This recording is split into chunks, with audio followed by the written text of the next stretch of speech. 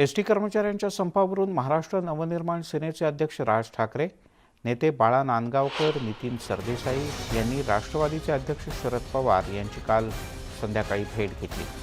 ST कर्मचाऱ्यांचे प्रश्न शरद पवार यांच्या कानावर घालण्यात आले आणि इतर महामंडळांप्रमाणेच 7वा वेतन आयोग एसटी कर्मचाऱ्यांना सुद्धा द्यावा अशी मागणी नितीन सरदेसाई यांनी केली। तर प्रत्येक वेळी लोक शिवतीर्थावर येऊन राज ठाकरे यांना भेटतात, त्यामुळे राज ठाकरे विषयाचं गांभीर्य लक्षात घेऊन शरद पवार यांना भेटण्यासाठी आले असं बाळा नांदगावकर यांनी सांगितलं।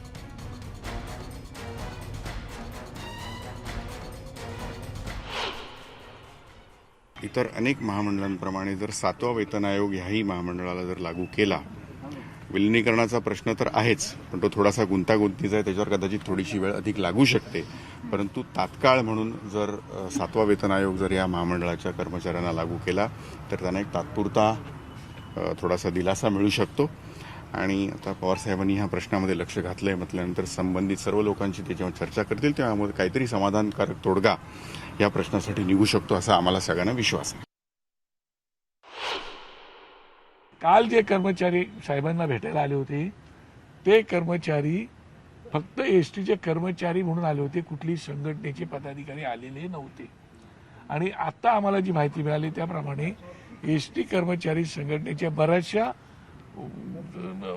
सदस्यांनी आम्हाला आता संघटना वगैरे नाही पाहिजेत, आम्हाला आता आमचा प्रश्न जीवनमरणाचा प्रश्न झाल्यामुळे आम्ही आता संघटना विरहित आमचं आंदोलन चालू करणार आहोत आणि चालू केले असे काल संघटना विरहित लोक येऊन भेटली होती आणि म्हणून साहेबांनी आज ती वेळ घेतली।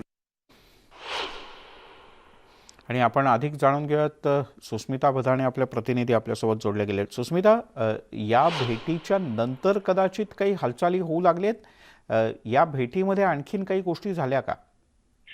खरं तर राजकीय पक्षांचं एकूणच समर्थन या संपाला मिळालेलं आपण पहिल्या दिवसापासून बघतोय आणि आता सुद्धा आझाद मैदानामध्ये अनेक एसटी कर्मचारी हे आहेत। परंतु काल रात्री आपण जर बघाल तर प्रवीण दरेकर यांनी सुद्धा आंदोलन करणाऱ्या सर्व एसटी महामंडळाच्या कर्मचाऱ्यांची भेट घेतली होती। काल शरद पवार यांची भेट मनसे अध्यक्ष राज ठाकरे यांनी घेतलेली होती।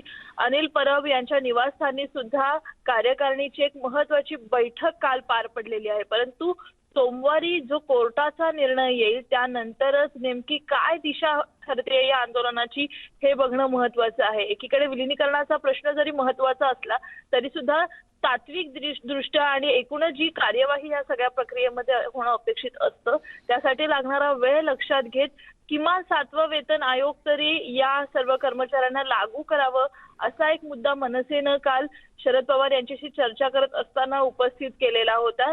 आपल्याला माहिती राज्याचे मुख्यमंत्री यांच्यावरती शस्त्रक्रिया होत आहे आणि त्यानंतर अजूनही ते रुग्णालयात आहे, त्यामुळे या संबंधीचा जो काही निर्णय आहे तो अजूनही प्रलंबित राहणार आहे। परंतु इतके दिवस लालपरी जी गावोखेड्यांमध्ये पोचायची ती लालपरी बंद असल्याने आर्थिक चणचण जी आहे सर्वसामान्यांना भासू लागलेली आहे आणि परिणामी जो एकूणच ताण यंत्रणांवरती येतोय त्यासाठी शिवशाही असेल किंवा इतर खासगी बसेस जरी तैनात करण्यात आलेल्या असल्या तरी सर्वसामान्यांचे हाल मात्र कायम होत असल्याचं पण सुस्मिता, कालच्या या भेटीनंतर आणि आता आणखीन 2 दिवसात मुख्यमंत्र्यांना रुग्णालयातून डिस्चार्ज मिळेल, त्यानंतर लगेचच यावर तोडगा निघण्याची शक्यता आहे? काही परत भेटीगाठी, बैठका?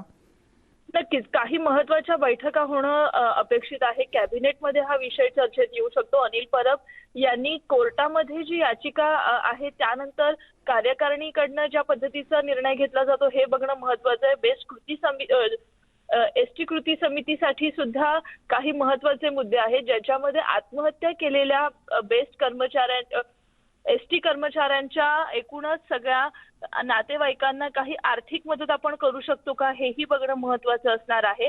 त्यामुळं आर्थिक चणचणीत असलेल्या, आर्थिक तोट्यामध्ये असलेल्या एसटी महामंडळाला वाचवण्यासाठी आणि कर्मचाऱ्यांना खुश करण्यासाठी तारेवरची कसरत एकूणच सरकारला करावी लागणार आहे। सुस्मिता, तुर्तास धन्यवाद या सगळ्या माहितीबद्दल।